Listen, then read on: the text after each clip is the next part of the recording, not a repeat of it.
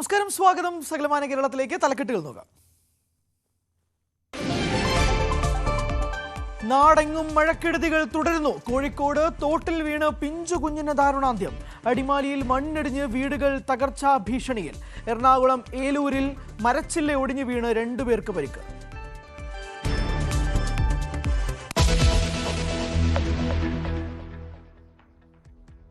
കണ്ണൂർ ടൗണിൽ തെരുവുനായ ആക്രമണം. വിദ്യാർത്ഥിയടക്കം 20-ലേറെ പേർക്ക് കടിയേറ്റു.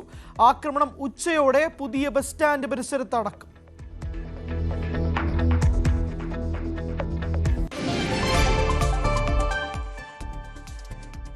കണ്ണൂർ തളിപ്പറമ്പിൽ ഷോക്കേറ്റ് 5 പശുക്കൾ ചത്തു. അപകടം തൊഴുത്തിലേക്കുള്ള വൈദ്യുതി കമ്പി പൊട്ടിവീണു. പാലക്കാട് കല്ലടിക്കോട് വാഹനാപകടത്തിൽ സ്കൂട്ടർ യാത്രക്കാരിക്ക് ദാരുണാന്ത്യം. അപകടത്തിൽപ്പെട്ട ലിസിയുടെ ദേഹത്ത് പിക്കപ്പ് വാൻ കയറിയിറങ്ങി.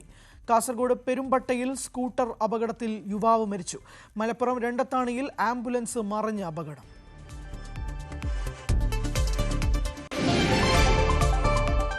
പണം മോഷ്ടിച്ച സ്ത്രീകളെ പിന്തുടർന്ന് പിടികൂടി നെടുവത്തൂർ പഞ്ചായത്ത് വൈസ് പ്രസിഡന്റ്. പിടിയിലായത് തമിഴ്നാട് ഗോപിച്ചെട്ടിപ്പാളയം സ്വദേശികളായ സെൽവിയും മകൾ അധിനിയും. ജലജ സുരേഷിന്റെ പണം കവർന്നത് KSRTC ബസ്സിൽ യാത്ര ചെയ്യവേ. വിശദമായ ഓരോ വാർത്തയിലേക്കും കിടക്കാം. പത്തനംതിട്ട മെഴുവേലിയിൽ അവിവാഹിതയായ 21-കാരി പ്രസവിച്ച നവജാത ശിശുവിനെ ആളൊഴിഞ്ഞ പുരയിടത്തിൽ മരിച്ച നിലയിൽ കണ്ടെത്തി. അമിത രക്തസ്രാവത്തെ തുടർന്ന് ആശുപത്രിയിൽ എത്തിയപ്പോഴാണ് യുവതി പ്രസവിച്ച വിവരം ആശുപത്രി അധികൃതർ കണ്ടെത്തിയത്. സംഭവത്തിൽ ഇരവന്തിട്ട പോലീസ് കേസെടുത്തു. രാവിലെയാണ് അമിത രക്തസ്രാവത്തെ തുടർന്ന് മെഴുവേലി സ്വദേശിയും അവിവാഹിതയുമായ 21-കാരി ചെങ്ങന്നൂരിലെ സ്വകാര്യ ആശുപത്രിയിൽ ചികിത്സയ്ക്കായി എത്തിയത്. വൈദ്യപരിശോധനയിൽ യുവതി പ്രസവിച്ചതായി കണ്ടെത്തി. ഇതോടെ ആശുപത്രി അധികൃതർ ഇലവുംതിട്ട പോലീസിനെ വിവരമറിയിച്ചു. ആശുപത്രിയിലെത്തിയ പോലീസ് യുവതിയെ ചോദ്യം ചെയ്തതോടെയാണ് വീട്ടിലെ പ്രസവത്തിന് ശേഷം കുഞ്ഞിന്റെ മൃതദേഹം സമീപത്തെ ആളൊഴിഞ്ഞ പുരയിടത്തിൽ ഉപേക്ഷിച്ചതായി സമ്മതിച്ചത്. ഞാൻ വന്നപ്പോൾ എന്നോട് പറഞ്ഞു അമ്മ ചെയ്യുന്ന പോലെ. ഞാൻ പറഞ്ഞ ആശുപത്രി ചെന്നപ്പോൾ ഒരു കാര്യം അല്ല, വേറെ ഒരു കാര്യമില്ല. ഇല്ല അതൊന്നും അവിടെ യാതൊരു കാര്യമില്ല. ആരും ഒന്നും ചെയ്തിട്ടില്ല. അപ്പൊ ഞാൻ നിലത്തും താഴെയും വെക്കാതെ കൊണ്ടുവരും. അവർ പറയുന്നത് ഞാൻ പ്രസവിച്ചില്ല എന്നുള്ളതാണ്. അമ്മയും എല്ലാവരും പറഞ്ഞു പ്രസവിച്ചിട്ടില്ല, ബ്ലീഡിങ് ആയി കൊണ്ടുപോയതാണെന്ന് പറഞ്ഞു. അപ്പം പിന്നെ അവർക്ക് അവിടെ ഡോക്ടറെ അടുത്ത് കൊണ്ടുവന്നപ്പോൾ എന്തായാലും മനസ്സിലാവുമല്ലോ, പ്രസവിച്ച കുട്ടിയെ കാണുമ്പം ഡോക്ടർക്ക് മനസ്സിലാവുമല്ലോ. അങ്ങനെ ഡോക്ടർ ചോദിച്ച പ്രകാരം ആ കുട്ടി പറഞ്ഞതാണ് ഇവിടെ ബക്കറ്റിലിട്ട് വെച്ചെന്നാണ് പറഞ്ഞത്. വാഴയില കൊണ്ട് മറച്ച നിലയിലായിരുന്നു കുഞ്ഞിന്റെ മൃതദേഹം കണ്ടെത്തിയത്. യുവതി ഗർഭിണിയായ വിവരം വീട്ടുകാരും അറിഞ്ഞിരുന്നില്ല. ഫോറൻസിക് വിദഗ്ധർ സ്ഥലത്തെത്തി പരിശോധന നടത്തി. കുഞ്ഞിനെ കൊലപ്പെടുത്തിയതാണോ എന്ന് വ്യക്തമായിട്ടില്ലെന്ന് പോലീസ് അറിയിച്ചു. ന്യൂസ് 18 പത്തനംതിട്ട. വടക്കൻ കേരളത്തിൽ ശക്തമായ മഴ തുടരുന്നു. കണ്ണൂർ, കാസർഗോഡ് ജില്ലകളിൽ റെഡ് അലർട്ടും മലപ്പുറം, കോഴിക്കോട്, വയനാട് ജില്ലകളിൽ ഓറഞ്ച് അലർട്ടും പ്രഖ്യാപിച്ചിരിക്കുകയാണ്. കേരള തീരത്ത് നാളെ വരെ മത്സ്യബന്ധനം ഒഴിവാക്കണമെന്ന് കേന്ദ്ര കാലാവസ്ഥാ വകുപ്പ് അറിയിച്ചു. കേരള തീരത്ത് ഉയർന്ന തിരമാലയ്ക്കും കടലാക്രമണത്തിനും സാധ്യതയുണ്ടെന്ന് ദേശീയ സമുദ്ര സ്ഥിതി പഠന ഗവേഷണ കേന്ദ്രം മുന്നറിയിപ്പ് നൽകി. ശക്തമായ കാറ്റിലും മഴയിലും കൊല്ലം പോരുവഴിയിൽ വീടിന് മുകളിൽ മരം വീണു. വീട് ഭാഗികമായി തകർന്നു. കുടുംബം അത്ഭുതകരമായി രക്ഷപ്പെട്ടു. ഉമർ റാവുത്തറുടെ വീടിന് മുകളിലേക്കാണ് സമീപ പുരയിടത്തിൽ ഉണ്ടായിരുന്ന മരം വീണത്. ശബ്ദം കേട്ട് വീട്ടുകാർ പുറത്തേക്ക് ഓടി രക്ഷപ്പെടുകയായിരുന്നു.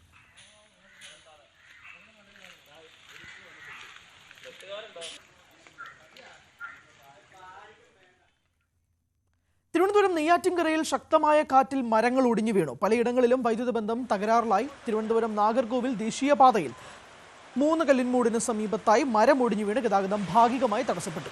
കിളിയൂർ, മുട്ടച്ചൽ, കള്ളിമൂട്, പാട്ടം തലയ്ക്കൽ തുടങ്ങിയ പ്രദേശങ്ങളിലും നാശനഷ്ടമുണ്ടായി. വൃഷ്ടിപ്രദേശങ്ങളിൽ മഴ ശക്തമായതിനാൽ നെയ്യാർ ഡാം, അരുവിക്കര, ചിറ്റാർ ഡാമുകളിൽ ജലനിരപ്പ് ഉയർന്നു. കഴിഞ്ഞ ദിവസം നെയ്യാർ ഡാമിലെ ഷട്ടറുകൾ 20 സെന്റിമീറ്ററോളം വീണ്ടും ഉയർത്തിയിരുന്നു. തീരത്തുള്ളവർക്ക് ജാഗ്രതാ നിർദ്ദേശം നൽകിയിട്ടുണ്ട്. താഴ്ന്ന പ്രദേശങ്ങളിൽ പലയിടത്തും വെള്ളക്കെട്ടും രൂപപ്പെട്ടു. കോഴിക്കോട് അന്നശ്ശേരിയിൽ 2.5 വയസ്സുകാരി തോട്ടിൽ വീണ് മരിച്ചു. അന്നശ്ശേരി സ്വദേശി നിഖിലിന്റെ മകൾ നക്ഷത്രയാണ് മരിച്ചത്. കളിക്കുന്നതിനിടെയാണ് അപകടം സംഭവിച്ചത്. പാലക്കാട് പട്ടാമ്പി കരിങ്ങനാട് വൻമരം കടപുഴകി വീണു. ഇതോടെ പട്ടാമ്പി പുലാമന്തോൾ പാതയിൽ ഏറെ നേരം ഗതാഗതം തടസ്സപ്പെടുകയും ചെയ്തു. നിരവധി വാഹനങ്ങൾ സഞ്ചരിക്കുന്ന പാതയിൽ അപകട സമയത്ത് വാഹനങ്ങൾ ഇല്ലാത്തതിനാൽ വൻ അപകടം ഒഴിവായി. മരം വീണതോടെ ഇലക്ട്രിക് പോസ്റ്റുകൾ തകർന്നു. നാട്ടുകാരും പോലീസും ചേർന്ന് മരം വെട്ടിമാറ്റി ഗതാഗതം പുനഃസ്ഥാപിച്ചു. കാസർഗോഡ് ചെറുവത്തൂർ കുളനാട് മലയിൽ വിള്ളൽ. വനഭൂമിയിലാണ് വിള്ളൽ കണ്ടെത്തിയത്. നെല്ലിക്കാൽ അംബേദ്കർ ഉന്നതിയിലെ 30 കുടുംബങ്ങൾ താമസിക്കുന്ന പ്രദേശം കൂടിയാണിത്. 3 കുടുംബങ്ങളെ അടിയന്തരമായി തന്നെ മാറ്റിപ്പാർപ്പിച്ചു. എറണാകുളം ഏലൂരിൽ ആൽമരത്തിന്റെ ചില്ല ഒടിഞ്ഞു വീണ് 2 പേർക്ക് പരിക്ക്. വഴിയരികിൽ നിന്നിരുന്ന വിദ്യാർത്ഥികൾക്കാണ് അടക്കമാണ് പരിക്ക് പറ്റിയത്. ഏലൂർ വടക്കും ഭാഗം പാട്ടുപുരയ്ക്കൽ അമ്പലത്തിന് സമീപമാണ് ആൽമരത്തിന്റെ വലിയ ചില്ല ഒടിഞ്ഞു വീണത്. ശക്തമായ കാറ്റിൽ എറണാകുളം കുട്ടമ്പുഴ പഞ്ചായത്തിലെ ഇളംപ്ലാശ്ശേരി ഉന്നതിയിൽ വീടുകളുടെ മുകളിലേക്ക് മരം കടപുഴകി വീണു. കാറ്റിൽ 3 വീടുകളുടെ മേൽക്കൂര തകർന്നു. കാറ്റത്ത് റബ്ബർ ഉൾപ്പെടെയുള്ള മരങ്ങളും നശിച്ചു. കന്നിയമ്മ, ഗിരിജ, ലീല, സത്യൻ എന്നിവരുടെ വീടുകൾക്കാണ് നാശനഷ്ടം സംഭവിച്ചത്. വർക്കലയിലേക്ക് വന്നാൽ കനത്ത മഴയോടെ വർക്കല പാപനാശം കുന്നുകൾ ഇടിഞ്ഞു തുടങ്ങി. തീരത്തേക്ക് സന്ദർശകർക്ക് നിരോധനമുണ്ട്. വർക്കല ക്ലിഫ് സംരക്ഷിക്കുമെന്ന അധികൃതരുടെ ഉറപ്പും പാഴ്വാക്കായി. പാപനാശം കുന്നുകൾ അതീവ ദുർബലാവസ്ഥയിലാണ്. കാലവർഷം കനത്തതോടെ കുന്നുകൾ കൂടുതൽ ദുർബലമായി. കഴിഞ്ഞ ദിവസങ്ങളിലും ക്ലിഫിന്റെ ഒരു ഭാഗം ഇടിഞ്ഞു വീണു. കടലിന് അഭിമുഖമായി നിൽക്കുന്ന കുന്നുകളുടെ പല ഭാഗങ്ങളും ബലക്ഷയം മൂലം തകർച്ച നേരിടുന്നുണ്ട്. ഉൾക്കൊള്ളാവുന്നതിലധികം കെട്ടിടങ്ങൾ കൂടിയായതോടെ ഓരോ മഴക്കാലത്തും കുന്നിടിയുന്നതിന്റെ ആഘാതം കൂടി. പ്രകൃതിദത്ത ജലസ്രോതസ്സായ പാപനാശിനിയുടെ സമീപത്താണ് കഴിഞ്ഞ ദിവസം ഇടിഞ്ഞത്. എന്നാൽ കുന്നിടിഞ്ഞ വിവരം അധികൃതർ അറിഞ്ഞത് ഒരു ദിവസം വൈകിയാണ്. കടൽക്ഷോഭം കണക്കിലെടുത്ത് സഞ്ചാരികളെ പോലീസ് പാപനാശം തീരത്തേക്ക് ഇറക്കിയിരുന്നില്ല. എന്നാൽ അവധി ദിവസങ്ങളിലടക്കം നിരോധനം മറികടന്ന് സന്ദർശകർ പാപനാശത്തേക്ക് എത്തുന്നുണ്ട്. വലിയ കല്ലുകൾ തീരത്ത് സഞ്ചാരികൾ ഇരിക്കുന്ന ഭാഗത്തേക്ക് തെറിച്ചു വീണ് കിടപ്പുണ്ട്. വീണ്ടും ഈ ഭാഗത്ത് കുന്നിടിഞ്ഞു വീഴാനുള്ള സാധ്യത കൂടുതലാണ്. പാപനാശം കുന്ന് സംരക്ഷിക്കാൻ പല പദ്ധതികൾ ആവിഷ്കരിക്കുന്നുവെന്ന് അധികൃതർ അവകാശപ്പെടുമ്പോഴും കുന്നിടിച്ചിൽ തടയാൻ ഒരു നടപടിയും ഉണ്ടാകുന്നില്ലെന്നാണ് ആക്ഷേപം. ന്യൂസ് 18 വർക്കല. മഴയിൽ ചോർന്നൊലിച്ച് പട്ടാമ്പി ഗവൺമെന്റ് താലൂക്ക് ആശുപത്രി. മേൽക്കൂരയുടെ തകർച്ചയാണ് പ്രധാന കാരണം. വാർഡുകളിലും വരാന്തയിലും രൂപപ്പെടുന്ന വെള്ളക്കെട്ടിൽ ഏറെ ദുരിതത്തിലാണ് രോഗികളും കൂട്ടിരിപ്പുകാരും. വർഷങ്ങളായി മഴക്കാലമായാൽ പട്ടാമ്പി ഗവൺമെന്റ് താലൂക്ക് ആശുപത്രിയുടെ അവസ്ഥ ഇതാണ്. മഴ പെയ്താൽ ആശുപത്രിക്കകത്തുപോലും കുട ചൂടി നിൽക്കണം. തകർന്ന മേൽക്കൂരയിലൂടെ മഴവെള്ളം ചോർന്ന് ആശുപത്രിക്കുള്ളിൽ പതിക്കുന്നതോടെ വെള്ളക്കെട്ടും രൂക്ഷം. കഴിഞ്ഞ ദിവസം രാത്രിയിൽ പെയ്ത മഴയിൽ വലിയ തോതിലാണ് ആശുപത്രിക്കകത്തേക്ക് വെള്ളമെത്തിയത്. ആശുപത്രിയിലെ സ്ത്രീകളുടെ വാർഡിലും വെള്ളം കയറി. ഈ സമയത്ത് നിരവധി രോഗികളും കൂട്ടിരിപ്പുകാരും ഇവിടെ ഉണ്ടായിരുന്നു. മണിക്കൂറുകളോളം വെള്ളം വാർഡിൽ തന്നെ കെട്ടിക്കിടക്കുന്ന അവസ്ഥയുണ്ടായെന്നും രോഗികൾ പറയുന്നു. ആശുപത്രി മേൽക്കൂരയുടെ ഷീറ്റുകൾ തകർന്നതാണ് ചോർച്ചയ്ക്ക് കാരണം. വർഷങ്ങളായി ഈ ദുരിതം അനുഭവിക്കാൻ തുടങ്ങിയിട്ടെന്നും അധികൃതരുടെ ഭാഗത്തു നിന്നും നടപടി ഉണ്ടാകുന്നില്ലെന്നും ആക്ഷേപമുണ്ട്. ധാരാളം പേഷ്യൻസ് വരുന്ന ഈ ആശുപത്രിയിലെ സ്ഥിതിയാണിത്. കാഷ്വാലിറ്റിക്ക് വരുന്ന പേഷ്യൻ്റോ പേഷ്യൻറ്റിൻ്റെ ബൈസ്റ്റാൻഡറോ വഴിക്ക് വീണ് അവിടെ അഡ്മിറ്റ് ചെയ്യേണ്ടതായിട്ടുള്ള അവസ്ഥ നമുക്ക് കാണാൻ വേണ്ടി സാധിക്കും. എന്നാൽ ഈ കാര്യം ഞങ്ങൾ പലതവണ മുനിസിപ്പാലിറ്റി കൗൺസിലർമാരോടും അതുപോലെ തന്നെ ഇവിടുത്തെ ജനപ്രതിനിധികളോടും അധികാരിമാരോടും ഒക്കെ പറഞ്ഞിട്ടുണ്ട്. പക്ഷേ ഇന്ന് വരെ അതിന് യാതൊരു തരത്തിലുള്ള പ്രതികരണം ഉണ്ടായിട്ടില്ല, പരിഹാരം ഉണ്ടായിട്ടില്ല. ആകെ ഒരു 4 ആസ്പെറ്റോ ഷീറ്റ് വെച്ചാൽ നിർത്താവുന്ന വെള്ള ഒഴുക്കാണ് ഇന്ന് അവിടെയുള്ളൂ. മഴ പെയ്ത് ചോർച്ചയുണ്ടായാൽ രോഗികളും ജീവനക്കാരും വെള്ളത്തിലൂടെ വേണം സഞ്ചരിക്കാൻ. മഴക്കാല രോഗങ്ങളിൽ നിന്നും മറ്റും മുക്തി നേടാൻ ആശ്രയിക്കുന്ന ആശുപത്രിയിലെ ഈ ദുരവസ്ഥയിൽ ഏറെ ആശങ്കയിലാണ് രോഗികൾ. സാധാരണക്കാരായ നിരവധി ആളുകൾ ആശ്രയിക്കുന്ന പട്ടാമ്പി ഗവൺമെന്റ് താലൂക്ക് ആശുപത്രിയോടുള്ള ഈ അവഗണന അവസാനിപ്പിക്കണമെന്നാണ് ആവശ്യം. ന്യൂസ് 18 പട്ടാമ്പി. കടലാക്രമണം രൂക്ഷമായ എറണാകുളം കണ്ണമാലിയിൽ തീരദേശപാത ഉപരോധിച്ച നാട്ടുകാർ തഹസിൽദാരുടെ നേതൃത്വത്തിൽ നടത്തിയ ചർച്ചയിൽ ഉപരോധം അവസാനിപ്പിച്ചെങ്കിലും ടെട്രോപാഡ് സംരക്ഷണ ഭിത്തി യാഥാർത്ഥ്യമാകും വരെ പ്രതിഷേധം തുടരുമെന്നാണ് നാട്ടുകാരുടെ നിലപാട്. എന്തുകൊണ്ടാണ് നാട്ടുകാർ കടുത്ത പ്രതിഷേധത്തിലേക്ക് കടക്കുന്നുവെന്ന് വ്യക്തമാക്കാൻ ഈ ഒരു വീട് മാത്രം മതി. ചെറുകടവിൽ അനു ആന്റണിയുടെ വീട്. ഇതുൾപ്പെടെ 8 വീടുകളാണ് പ്രദേശത്ത് പൂർണ്ണമായും തകർന്നത്. കണ്ണമാലി ചെറിയകടവ് 5-ാം വാർഡിലാണ് നമ്മളിപ്പോൾ ഉള്ളത്. ഈ വീടിൻ്റെ പിൻവശം ഇന്നലെ രാത്രിയിൽ തകർന്നു വീണതാണ്. കടൽക്ഷോഭത്തെ തുടർന്ന് തകർന്നു വീണതാണ്. കഴിഞ്ഞ ദിവസങ്ങളിലെ ഈ രൂക്ഷമായ കടൽക്ഷോഭമാണ് കണ്ണമാലി ഭാഗത്തുള്ളത്. നമുക്കറിയാം 8 കിലോമീറ്റർ ദൂരത്താണ് ഇവിടെ ടെട്രോപോഡ് നിരത്താനുള്ളത്. ടെട്രോപോഡ് നിരത്താത്ത ഭാഗങ്ങളിലൊക്കെ ഇത്തരത്തിൽ രൂക്ഷമായി കടൽ കയറുന്ന ഒരു സാഹചര്യമാണുള്ളത്. ഇപ്പോൾ നമ്മളുള്ളത് അനു ആന്റണിയുടെ വീട്ടിലാണ്.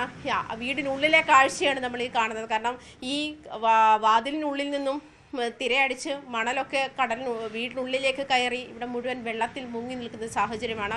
വീട്ടുകാർക്ക് ഇവിടെ അങ്ങേയറ്റം ദുരിതപൂർണമായ ജീവിതമാണ്. നമ്മളോടൊപ്പം വീടിൻ്റെ ഉടമസ്ഥൻ അനു ആന്റണി ഉണ്ട്. അനു ആന്റണിയോട് തന്നെ നമുക്ക് ചോദിക്കാം, ഏത് സാഹചര്യത്തിലാണ് നിങ്ങൾ ഇപ്പോൾ കഴിഞ്ഞുകൂടുന്നത്? ഞങ്ങളുടെ വീട്ടിൽ എൻ്റെ പ്രായമായ അമ്മയുണ്ട്, എൻ്റെ ഭാര്യയുണ്ട്, 3 വയസ്സുള്ള കുട്ടിയുണ്ട്, എൻ്റെ അച്ഛനുണ്ട്. ഇവരൊക്കെ ഈ വീട്ടിലാണ് താമസിക്കുന്നത്. നിങ്ങൾ ഈ വീടൊന്ന് കാണും. കടൽക്ഷോഭം തുടങ്ങിയിട്ട് 2 ദിവസം കഴിഞ്ഞു. ഈ കഴിഞ്ഞ 3 മാസത്തിന് മുമ്പ് കെട്ടിയുണ്ടാക്കിയ ഒരു അടുക്കളയാണ് ആ വീണ് കിടക്കണത്. ലക്ഷങ്ങൾ മുടക്കിയതാണ്. അതെല്ലാം കടലെടുത്ത്. അപ്പം ഈ കാണുന്നത് കണ്ട, ഞങ്ങളെ ടോയ്ലറ്റിൽ പോകാനും കൂടി സൗകര്യമില്ല. ഞങ്ങളെ പ്രായമായ അമ്മയും ഭാര്യയും കുട്ടികളൊക്കെ ഇവിടെ പോകും. ടോയ്ലറ്റ് സൗകര്യം കൂടി ഇല്ല. ഞങ്ങൾ ടോയ്ലറ്റിന്റെ അവസ്ഥയാണ് നിങ്ങൾ ഈ കാണുന്നത്. നിങ്ങൾ ഈ കാണുന്ന ആളുകൾ, ബന്ധപ്പെട്ട അധികാരികളൊന്ന് വന്ന് ഒരു ദിവസം ഈ വീട്ടിലൊന്ന് താമസിച്ച് കാണിക്കും. ഈ വീട്ടിൽ എങ്ങനെയാണ് നിങ്ങൾ കിടക്കാൻ പറ്റണത്? ടോയ്ലറ്റ് സൗകര്യം നോക്ക്. ഇവിടെ നമുക്ക് ഇങ്ങനെ താമസിക്കും ഒരു മനുഷ്യരല്ലേ ഞങ്ങൾ? കാലത്തൊഴുത്തി കിടക്കണല്ലോ ഇത് എന്താണ് ഞങ്ങളുടെ അവസ്ഥ? തൊഴുത്തിനേലും കഷ്ടമായി ഞങ്ങള്. എന്നിട്ട് ഇത് ബന്ധപ്പെട്ട ആരും വന്ന് കാണണ, ഒരു നല്ല വാക്ക് പറയാനും കൂടെ ആരും വന്നില്ല. ഇവിടെ ചോദിക്കും പറഞ്ഞ് ഞങ്ങള് ടെട്രോപാഡിന്റെ പാസ്സാക്കിയിട്ടുണ്ട്, കല്ല് പാസ്സാക്കിയിട്ടുണ്ട്, അത് ഇതെന്നൊക്കെ പറഞ്ഞ് ഞങ്ങളെ എല്ലാ കൊല്ലവും തട്ടാമുട്ടി പറഞ്ഞ് ഞങ്ങള് നിർത്തണേ. ഇപ്പോൾ ഞങ്ങൾ റോഡ് ഉപരോധിച്ചിട്ട് വന്നതാണ്. അപ്പോഴും പറയണത് ടെട്രോപാഡ് വരും, കല്ല് വരും, ജിയോ ബാഗ് വെക്കും. ജിയോ ബാഗ് ഒന്നും ഇവിടെ വേണ്ടെന്ന്. ജിയോ ബാഗ് വെച്ചതൊക്കെ ഇവിടെ ഒഴുകി വന്ന് കിടക്കണ്. അത് തകർത്താണ് തിര ഈ വീട് തകർത്ത്. ഞങ്ങൾക്ക് കടൽ ഭിത്തി വേണമെന്നുള്ള ഞങ്ങളുടെ ആവശ്യം വർഷങ്ങളായിട്ടുള്ളതാണ്. ഞങ്ങൾക്ക് ഇതുവരെ ഇത് സാധിച്ചു തന്നില്ല. എന്താണ് ഇവര് ചെയ്യാത്തതെന്നറിയില്ല. കഴിഞ്ഞ ഇടയ്ക്ക് ഇവിടെ 247 കോടി രൂപയുടെ ജിയോ ബാഗ് ഈ ടെട്രോപാഡ് ചെയ്യുമെന്ന് പറഞ്ഞാൽ ഒട്ടിച്ച് വെച്ചു പോസ്റ്ററിൽ. ആ പോസ്റ്റർ മാത്രമേ ഉള്ളൂ. ഈ പറയണതൊന്നും നടപ്പാകണില്ല. ആൾക്കാർ വന്റെ പ്രതിഷേധമാണെന്ന്. ഈ വീട് വിട്ട് പോകേണ്ട അവസ്ഥയാണ്. എന്തുകൊണ്ടാണ് അധികാരികൾ കണ്ണടയ്ക്കുന്നത് എന്ന ചോദ്യമാണ് ബാക്കിയാകുന്നത്. ഇത്തരം നമുക്ക് ഈ ജിയോ ബാഗുകളൊക്കെ തകർന്നു വീഴുന്ന എനിക്ക് പിന്നിലായി കാണാം. ഇത്രയും രൂക്ഷമായി കടൽ അകത്തേക്ക് വരുന്നു. ഇവിടെ കുഞ്ഞുങ്ങൾ ഉൾപ്പെടെയുള്ള ആളുകൾ, 3 വയസ്സുകാരനാണ് ഈ വീട്ടിനുള്ളിൽ താമസിക്കുന്നത്. അങ്ങനെ അവർക്ക് ഈവൻ ഒന്ന് വാഷ്റൂമിൽ പോലും പോകാനുള്ള സാഹചര്യം പോലും ഇല്ലാത്ത അവസ്ഥയാണ്. ഭക്ഷണം പാകം ചെയ്യണം. ഈ വീട്ടിനുള്ളിൽ താമസിപ്പിക്കാൻ വേണ്ടുന്ന പ്രാഥമിക സൗകര്യങ്ങളൊക്കെ വേണം. ഇതൊന്നുമില്ലാതെ മണ്ണിലും ചെളിയിലും വെള്ളത്തിലുമായി ജീവിതം മുന്നോട്ട് നീക്കേണ്ടുന്ന അങ്ങേയറ്റം ദുരിതപൂർണമായ അവസ്ഥയിലാണ് ഈ കണ്ണമാലി നിവാസികൾ. ക്യാമറമാൻ KP ധനേഷിനൊപ്പം ആജ്ഞ രവീന്ദ്രൻ, ന്യൂസ് 18 കൊച്ചി.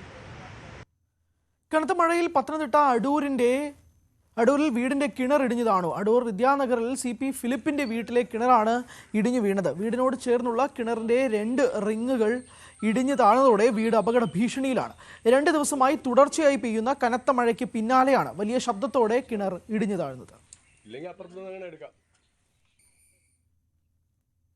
കണ്ണൂർ ടൗണിൽ തെരുവുനായ ആക്രമണം. വിദ്യാർത്ഥി അടക്കം 20-ലേറെ പേർക്ക് നായയുടെ കടിയേറ്റു. ഇന്ന് ഉച്ചയോടെ പുതിയ ബസ് സ്റ്റാൻഡ്, SBI പരിസരം, പ്രഭാത് ജംഗ്ഷൻ തുടങ്ങിയ സ്ഥലങ്ങളിലാണ് തെരുവുനായയുടെ ആക്രമണമുണ്ടായത്.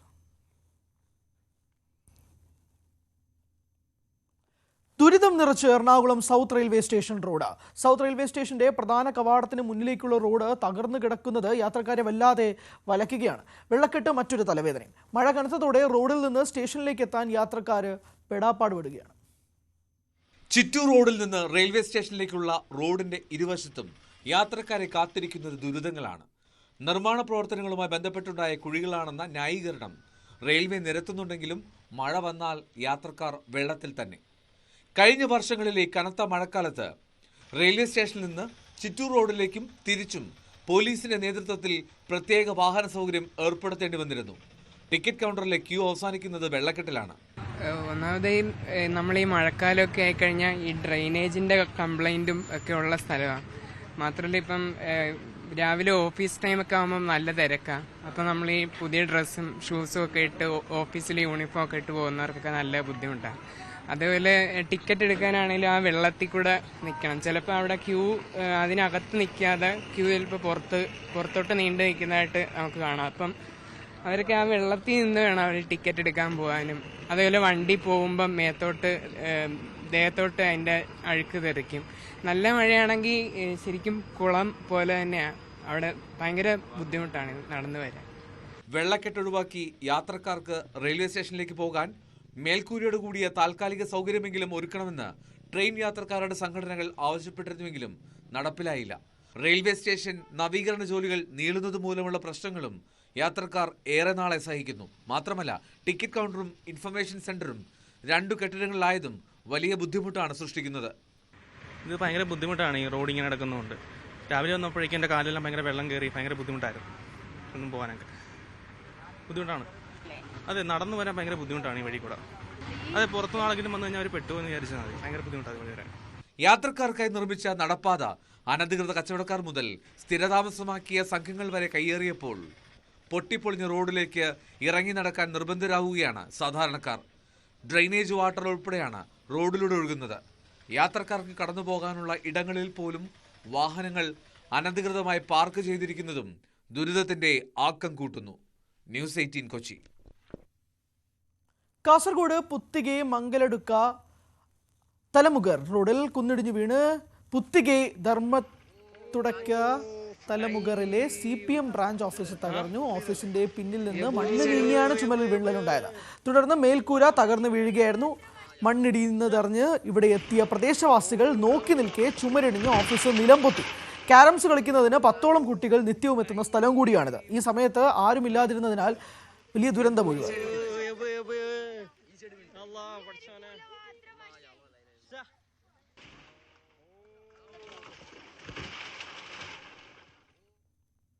പാലക്കാട് കല്ലടിക്കോട് വാഹനാപകടത്തിൽ ഒരു മരണം. ചുങ്കം കളപ്പാറ സ്വദേശിനി ലിസിയാണ് മരിച്ചത്. ഒരാൾക്ക് പരിക്കുണ്ട്.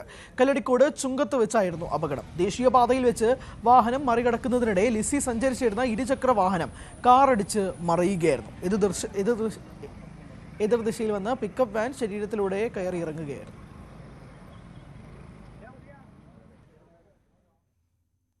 മുൻപൊരിക്കലുമില്ലാത്ത വിധം വന്യമൃഗ ഭീതിയിലാണ് ഇടുക്കി. ഓരോ ദിവസവും ജില്ലയുടെ ഏതെങ്കിലും ഭാഗത്ത് വന്യമൃഗ ആക്രമണം ഉണ്ടാകുന്ന അവസ്ഥയാണ്.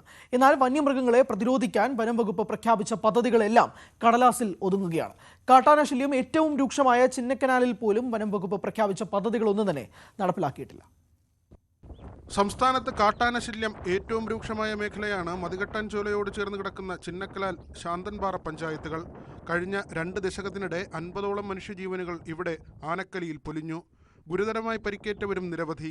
കൃഷിനാശത്തിലും വീടുകൾ തകർന്നതിലും കൃത്യമായ കണക്കുകളില്ല. ഓരോ തവണയും ആനക്കലിയിൽ ജീവൻ പൊലിയുമ്പോൾ ജനകീയ പ്രതിഷേധമുയരും. അപ്പോഴൊക്കെ പ്രതിരോധ മാർഗങ്ങൾ അവതരിപ്പിച്ച് വനം വകുപ്പ് രംഗത്തെത്തും. എന്നാൽ പദ്ധതികൾ നടപ്പാകാറില്ല.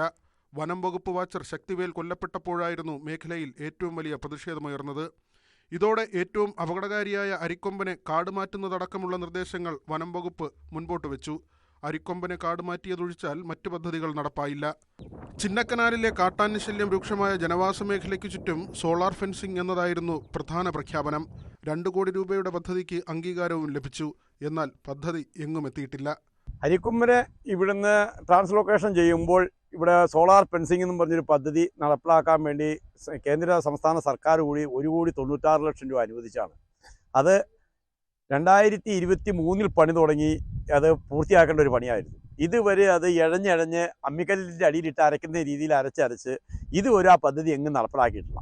എന്നാൽ ഈ പദ്ധതി പൂർത്തിയാക്കാൻ വേണ്ടി ഉദ്യോഗസ്ഥന്മാർക്ക് യാതൊരു താല്പര്യവുമില്ലാതെ ജനങ്ങളെ ഇനിയും വന്യജീവി ആക്രമണത്തിന് വിട്ടുകൊടുക്കാൻ വേണ്ടി മാത്രം DFOയും റേഞ്ച് ഓഫീസറും ACF ഒക്കെ ഇതിനു വേണ്ടി നിൽക്കുന്ന ഒരു നിലയിലേക്കാണ് മാറിയിരിക്കുന്നത്. ചക്കക്കൊമ്പനെ റേഡിയോ കോളർ ഘടിപ്പിച്ച് നിരീക്ഷിക്കുമെന്നും ആനയുടെ സാന്നിധ്യം വിവരിക്കുന്ന ബോർഡുകൾ വിവിധ മേഖലകളിൽ സ്ഥാപിക്കും എന്നതുമടക്കമുള്ള പ്രഖ്യാപനങ്ങളെല്ലാം കടലാസിലൊതുങ്ങി. ന്യൂസ് 18 ഇടുക്കി.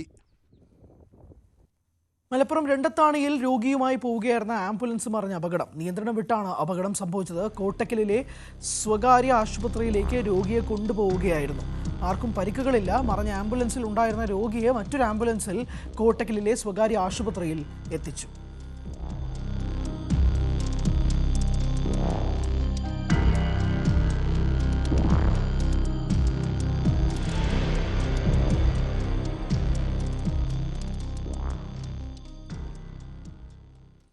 കാസർഗോഡ് പെരുമ്പട്ടയിലെ സ്കൂട്ടർ അപകടത്തിൽപ്പെട്ട് യുവാവ് മരിച്ചു. പെരുമ്പട്ട കല്ലുവളപ്പിലെ രഞ്ജിത്താണ് മരിച്ചത്. കുണ്ട്യം പെരുമ്പട പാലത്തിന് സമീപം സ്കൂട്ടർ അപകടത്തിൽപ്പെടുകയായിരുന്നു. രാവിലെ റോഡിന് താഴെ കുറ്റിക്കാട്ടിൽ സ്കൂട്ടർ കണ്ട നാട്ടുകാർ നടത്തിയ തെരച്ചിലിലാണ് മൃതദേഹം കണ്ടെത്തിയത്. തലയ്ക്ക് ഗുരുതരമായി പരിക്കേറ്റിരുന്നു. ചീമേനി പോലീസ് അന്വേഷണം തുടങ്ങി. കണ്ണൂർ പെരുമ്പടവിൽ പശുക്കൾ ഷോക്കേറ്റ് ചത്തു. എടക്കോത്ത് സ്വദേശി ചെറുവക്കോടൻ ശ്യാമളയുടെ 5 പശുക്കളാണ് ചത്തത്. തൊഴുത്തിലേക്കുള്ള വൈദ്യുതി കമ്പി പൊട്ടി വീണായിരുന്നു അപകടം.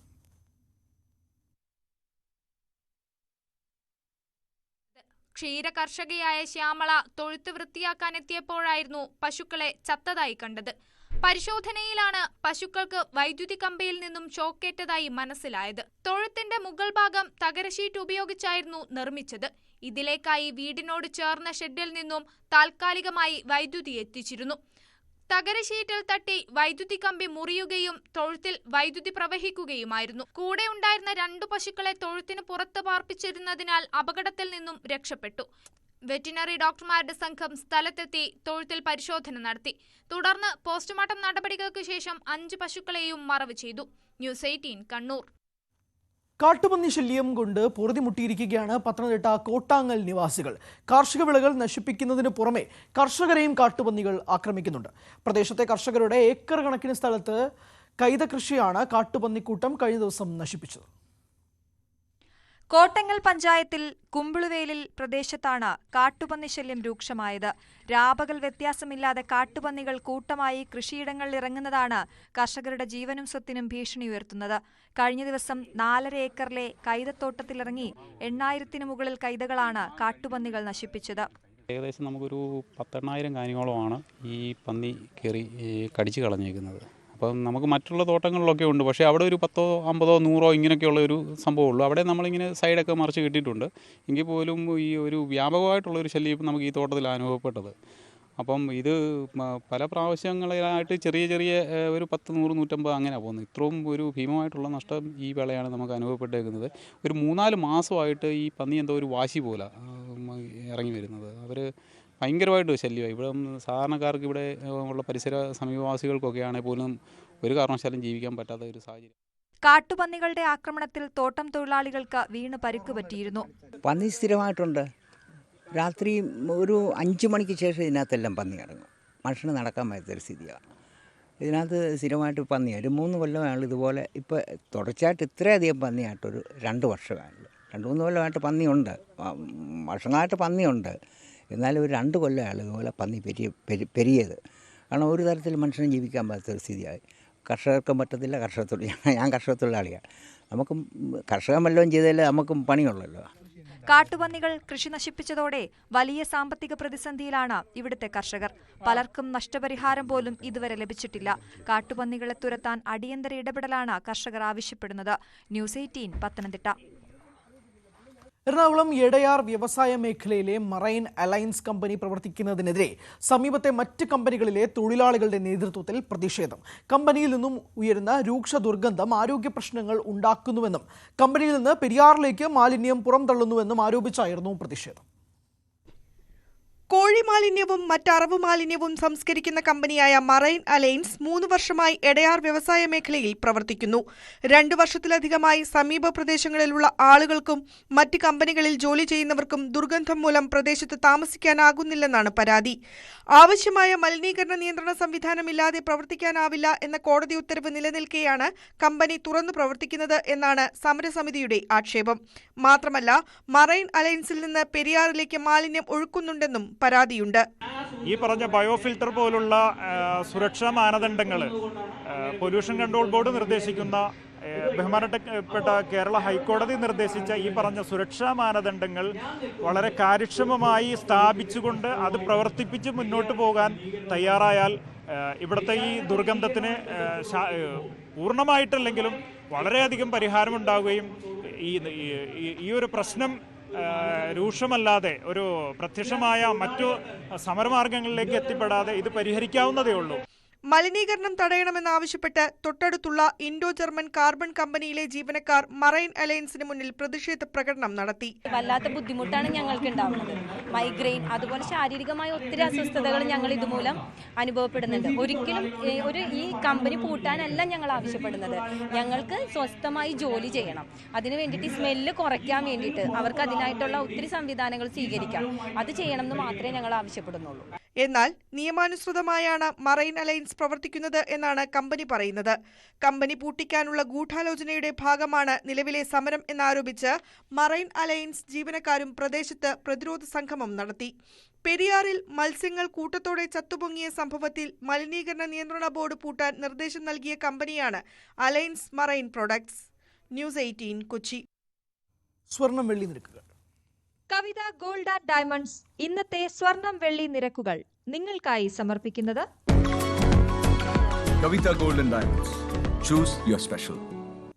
22 കാരറ്റ് സ്വർണം ഗ്രാമിന് 9,200 രൂപ, പവന് 73,600 രൂപ. 18 കാരറ്റ് സ്വർണം ഗ്രാമിന് 7,575 രൂപ, പവന് 60,600 രൂപ. വെള്ളി ഗ്രാമിന് 118 രൂപ, കിലോ 1,18,000.